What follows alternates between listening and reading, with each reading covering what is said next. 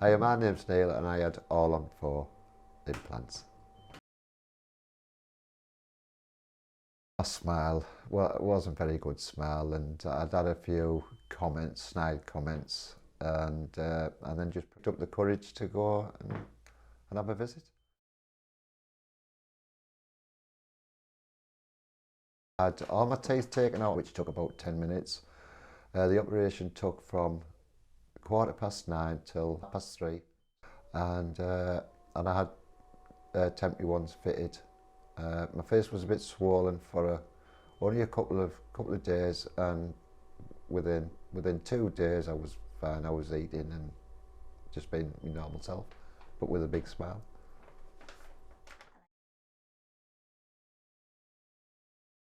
Just natural smile. I didn't want my teeth too white. I could have had them whiter if I wanted to, but I just wanted a just natural, and they've worked out really well.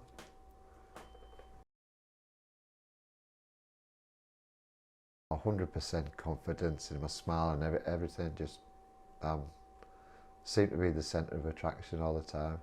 So it's really good, really good. I'm really happy.